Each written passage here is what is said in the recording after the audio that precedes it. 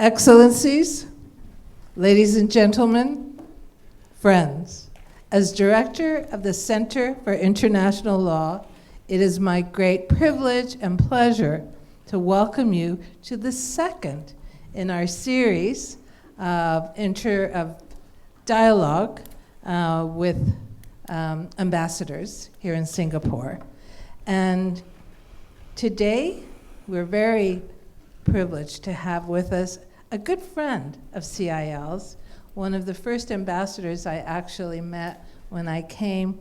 Wow, has it been 6 years? Yes. Ambassador Kateryna Zelenko, representing Ukraine. And it's kind of bittersweet, I think, in the sense that it's been 6 years, and I know that we're going to talk today about Ukraine, Ambassador Zelenko, but really in 2014 was when Russia first annexed Crimea.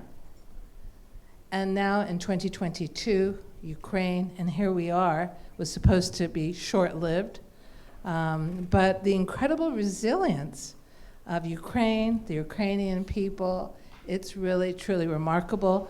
And Ambassador, you certainly represent your country, and you're also resilient.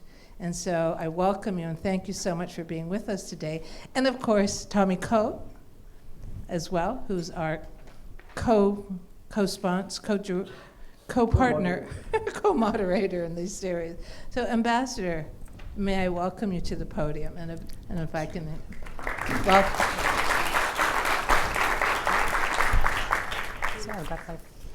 Dear Professor Ko, dear Nilufer, dear Excellencies, friends, ladies and gentlemen, thank you so much for being here today. Thank you for your interest in Ukraine. It is indeed not an easy time for my country. At the same time, this is a moment where we have to speak about what is going on in Europe, because at the end of the day, it is all about justice. The definition of justice is actually quite a philosophical question. What is justice? It's almost like, what is love? If you ask any representative of any nation about their vision of justice, you will get a different response.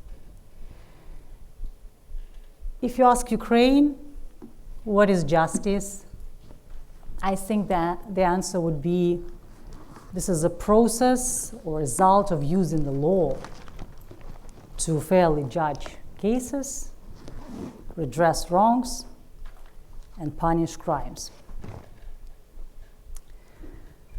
All those who used to study the international law at the law academies and universities know that justice very much relies on the guarantees from the strongest to help implement it.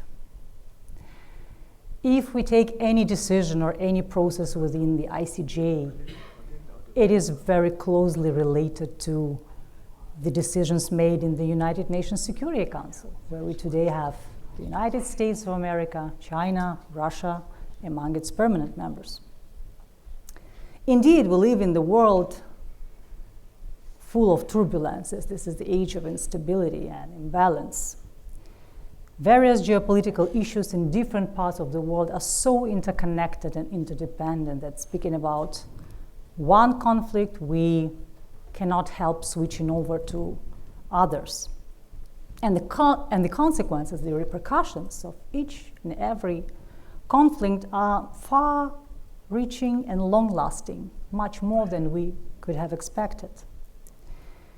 If we speak about the war in Ukraine, I'm very often asked, when was the momentum that should have been seen as an alarm call for the mankind, for Europe, that bloody and destructive war is about to happen soon? Was it 2022, when Russia invaded Ukraine on a full-scale basis? Was it 2014, when Russia invaded and occupied the Ukrainian peninsula Crimea and then instigated the war in the eastern parts of Ukraine and Donbass? Was it 2008 when Russia invaded Georgia? Was it late 1990s when the conflict started in the Moldova's Transnistria? When was that moment? It is really difficult to give an answer. I think we could clearly consider as a breakdown the period right after the collapse of the Soviet Union, when Russia made a decision for itself that the empire has to be restored. And now, for the 5th year, it continues its war in the very heart of Europe. To every one of us, it has become clear that this is not a sprint, this is a marathon, which is definitely not a local conflict, as it used to be perceived, with clear regional boundaries. This is a clash of worldviews that reveal the fragility of the international legal order and revive the phantom of a nuclear threat. Let us speak about the toughest part of this war, the war crimes and the losses. As of now, Ukrainian law enforcement agencies launched investigations into more than 227,000 war crimes and crimes of aggression. They include the killing of at least 17,000 people, more than 700 children around them. You may see the numbers that are not relevant anymore, unfortunately, after the recent attack on the 16th of April. And the wounding of more than 42,000 civilians. And all these figures do not include the number of those who have been killed in the temporarily occupied territories of Ukraine, where Ukraine does not have any control and any information about how many have been killed there, like the city of Mariupol, that used to be quite a big, thriving city with more than 400,000 people living there, which has been literally ravaged and wiped out. Since the beginning of Russia's full-scale invasion of Ukraine, 1,442 healthcare facilities have been damaged. More than 300 hospitals have been completely destroyed. Russia has also unleashed a massive wave of attacks on Ukraine's railways, this year especially, turning passenger trains into death traps. And to come to Ukraine from any neighboring country, there's only one way to do so. You have to do the border corridor. So you have to use a car or a train.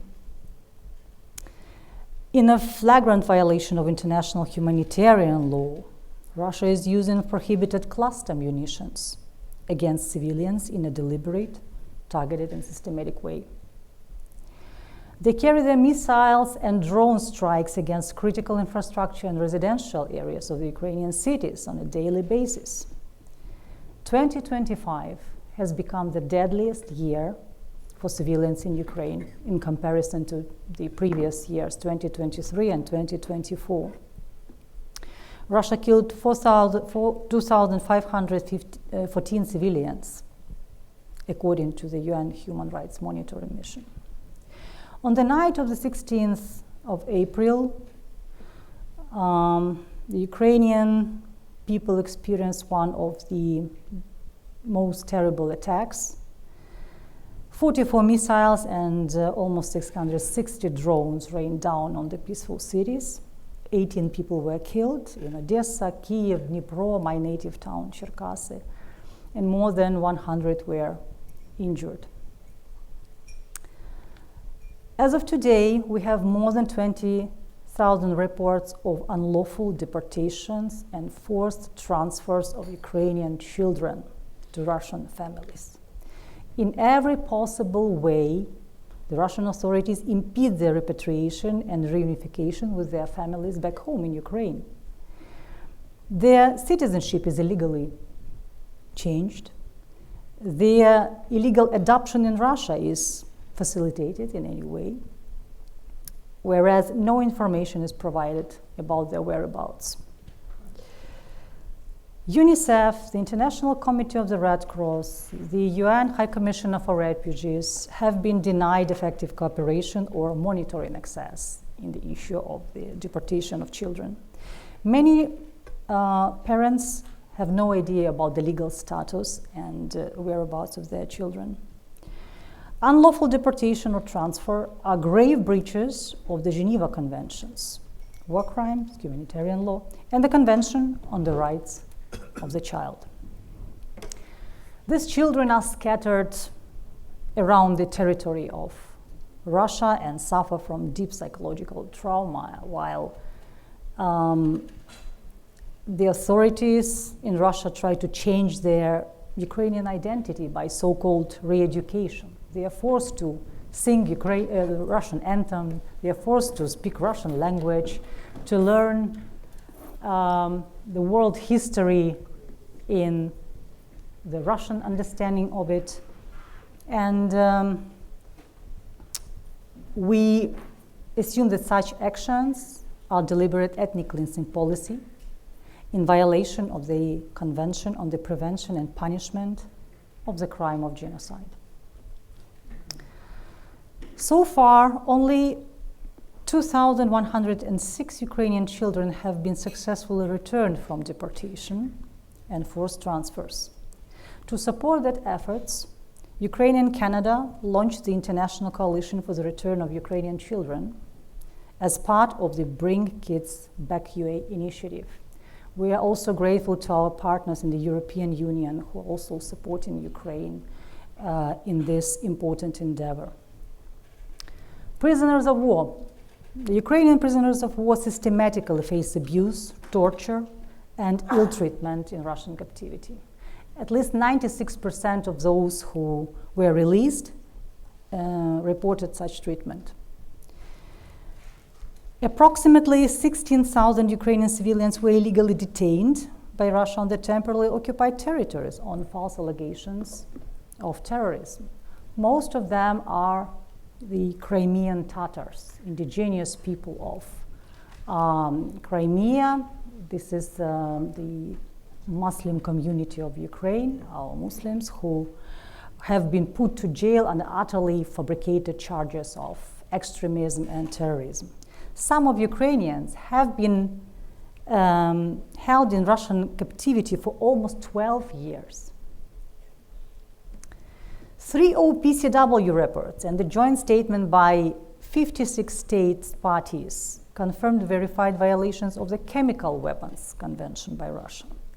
As of April 2026, nearly 13,000 cases of the enemy's use of hazardous chemical substances have been recorded, including nearly 400 cases recorded in March 2026. Let me move to the next slide. Let's speak about energy. Last winter has been the most difficult for Ukraine. Russia has significantly intensified its attacks on energy and other critical infrastructure.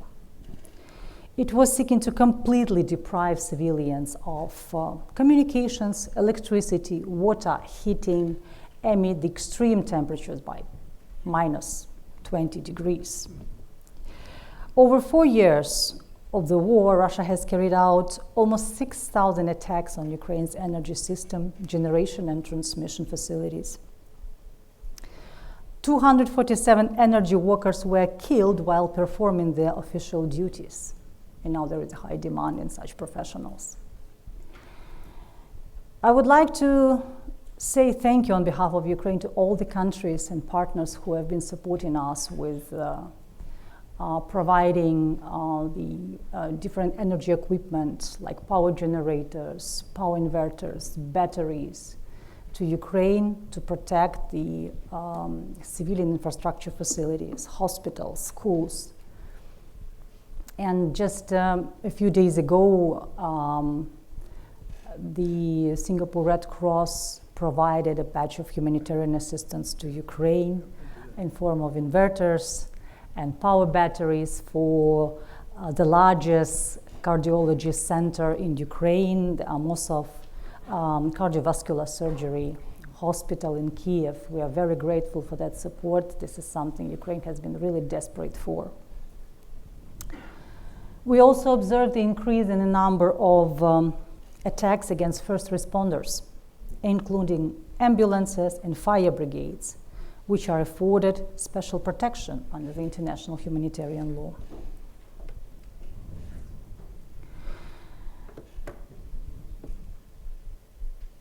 In 3 days, the 26th of April this year, will mark 40 years since the most terrible or one of the most horrific nuclear disasters, the Chernobyl nuclear disaster.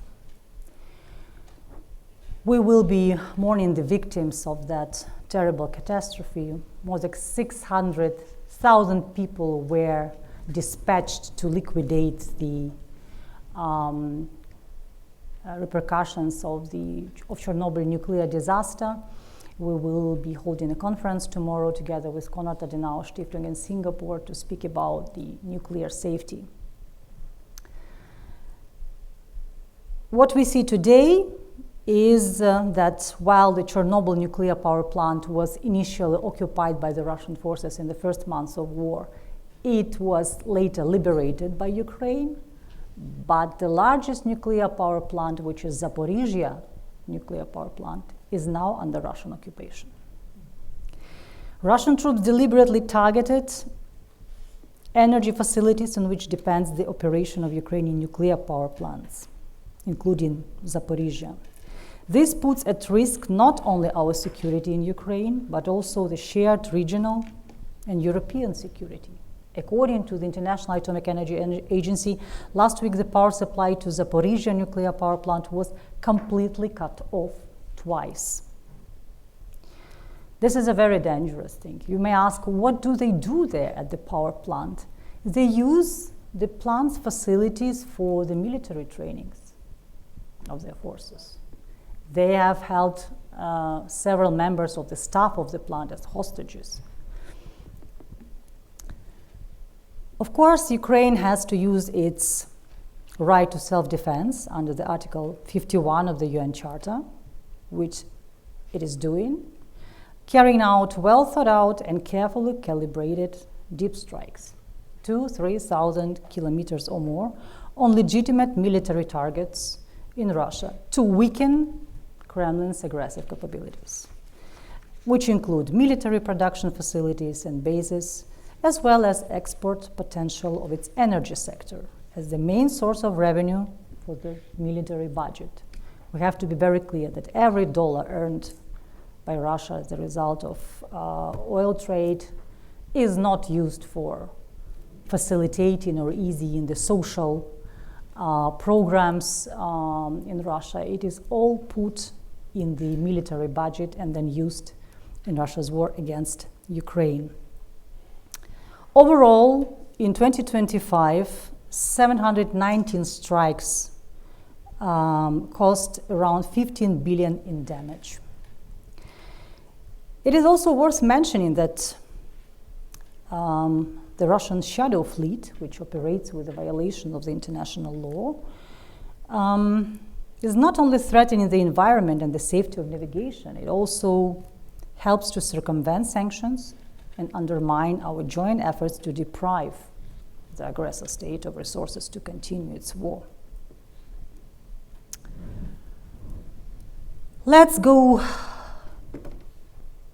on to and move to the battlefield. You can see the map of the war. Overall, after occupying totally about 27% of Ukraine by early March 2022, Russia lost roughly a third of it in a series of Ukrainian counteroffensives in 2022 and 2023. Since then, Russian forces have only claimed 1% more of Ukraine's territory.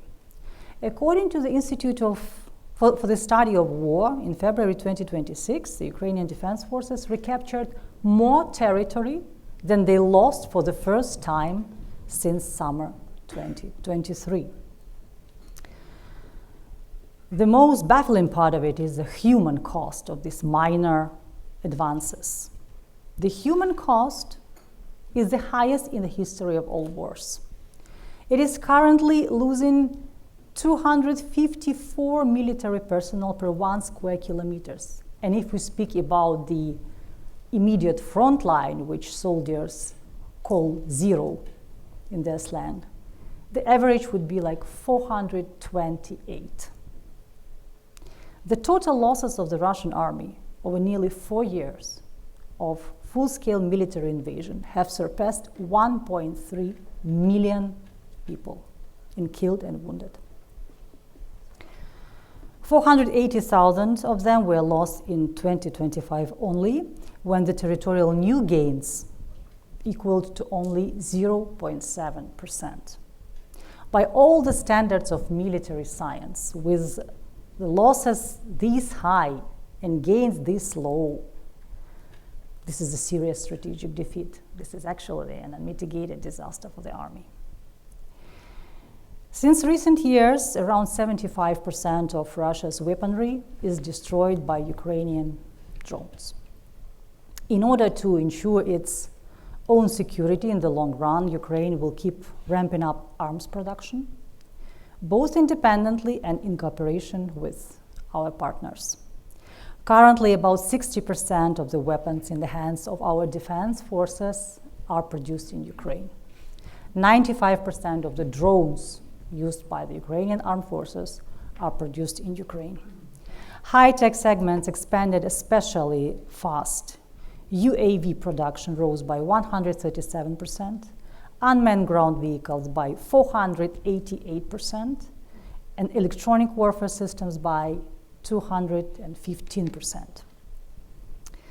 And in April this year, we were very proud to, for the first time, carry out a unique operation where the unmanned ground robotic system could recapture the enemy's position without the use of any single infantry soldier. The robot recaptured land from the humans. Last time we could see and hear something like that only in sci-fi movies and the films. This is the reality of the modern warfare.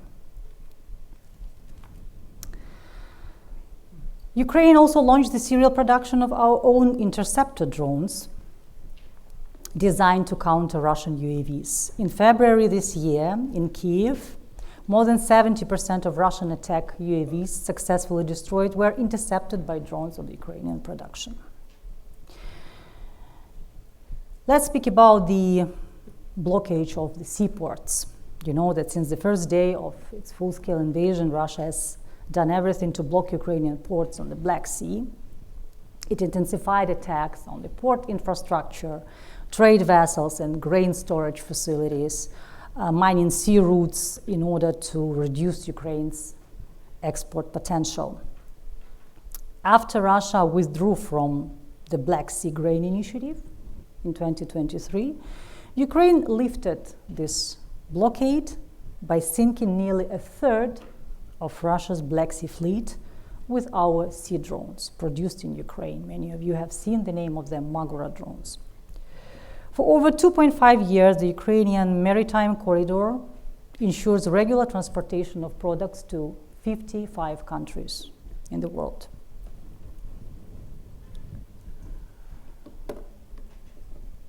Speaking about the negotiation process, well, first, I'm a strong believer in the logic when negotiations can only be effective when the weapons are silent, when there is a ceasefire. That is the way things have to go. This is unfortunately not the case in Ukraine. Moreover, we see the attempts to bring to the negotiation table something which is not negotiable. And now there are many discussions about that Ukraine should allegedly cede territories in exchange for peace. Let me explain to you why it is not possible. First, it is purely illegal. Because if Kyiv were to agree It would mean withdrawing Ukrainian troops from parts of Luhansk and Donetsk, in fact, rewarding the aggressor with the territories which Russia hasn't been able to conquer for 12 years after having lost 1.3 million soldiers. In fact, we speak about this area, the small one, which is called Fortress Belt, that you can see on the map. It's around 12 kilometers line, which Putin has stated that he wants full control of. Second, our retreat would lead to large-scale ethnic cleansing, terror, and persecutions. We know it from our experience with other occupied territories of Ukraine, where the occupation authorities really try to erase the identity of people by forcing them to change their nationality. Children have to start studying Russian, and many, many other things that prevent them from being Ukrainian and remembering where they live and where they come from. Furthermore, by demanding such concessions, Russia is obviously banking on social unrest and destabilization within Ukraine, something we have to be very vigilant about. And last but not least, let's be honest, it would lead to the fact that Ukraine would fall within Russia's sphere of interest in the eyes of the international community, which might give the green light to more military aggressions in various parts of the world. We should be very clear about it. All aggressive regimes across the world monitor closely the situation around the peace talks in Ukraine and the possibility to trade territories in exchange for peace. Ultimately, if these concessions would take place, it would demonstrate to non-nuclear states that renouncing nuclear weapons is a big mistake, and it's better to go back to the nuclear power instead of seeking a more predictable and safe global environment. We see that Russia seeks to replace international legal documents, which it has signed and even ratified, by imposing on us all false, mystical, and unfounded ideas. Ukraine strongly believes that all security concerns must be resolved within the framework of the existing international law. Let's go back to the notion of justice that I started with. In fact, the unprovoked, unjustified, and illegal war against Ukraine has triggered a number of quite unique initiatives in the legal domain. Last year, the Special Tribunal for the Crime of Aggression against Ukraine was established in The Hague. 19 Council of Europe member states and 1 non-member state, which is Costa Rica, have given permission to share information of their intention to join the relevant agreement. This is a new independent international legal mechanism which is aimed at bringing to justice the highest political and military leadership of Russia for the crime of aggression. This tribunal is the first international judicial body since World War II, with jurisdiction to investigate and prosecute all persons regardless of their position suspected of committing the crime of aggression, which is called mother of all crimes. In December 2025, during a high-level diplomatic conference in The Hague, the Convention on the Establishment of an International Claims Commission for Ukraine was signed by 35 countries in the European Union. We hope it will begin its work in 2027 after it has been ratified by 25 signatory states. This is supposed to be an independent body established under the Council of Europe framework. It has become the second component of the compensation mechanism building on the existing register of damage. Today, we have received the recent details from the Council of Europe office in Ukraine, which indicates that the register of damage for Ukraine has received 110,000 claims submitted by individuals for compensation of damage, loss, and injury caused by the aggression against Ukraine. It is also worth mentioning two decisions adopted by the International Court of Justice on Ukraine's claims against Russia regarding violations of the international conventions on the elimination of racial discrimination and combating the financing of terrorism. Both files followed the occupation of Crimea and hybrid aggression launched in 2014, as well as the ICJ's consideration of Ukraine's claim against Russia regarding the application of the Genocide Convention. I remember that very well because I was, as a spokesperson of the Ministry of Foreign Affairs of Ukraine, privileged to participate in that hearings in The Hague. And it was a very meaningful moment for Ukraine where it started believing in itself that there is really a chance to bring the perpetrator to account, which obviously takes time and a lot of efforts.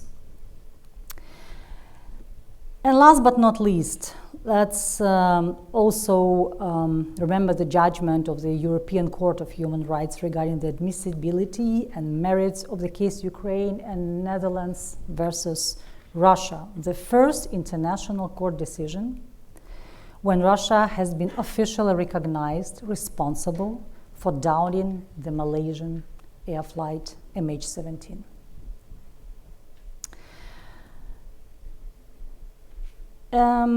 Wrapping up my presentation before we can switch over to a very short documentary, I would just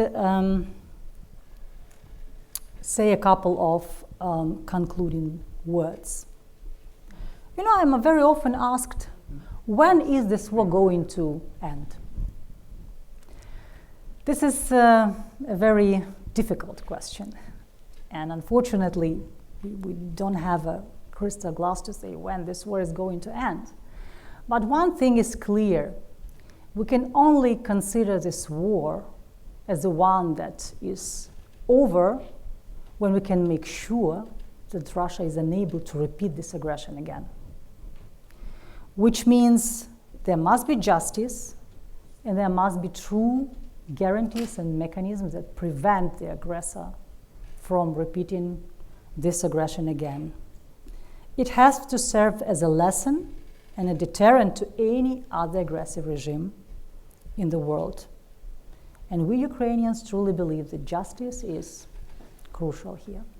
Thank you so much. Thank you. Thank you, Ambassador Zelenko. Please, we can have the question.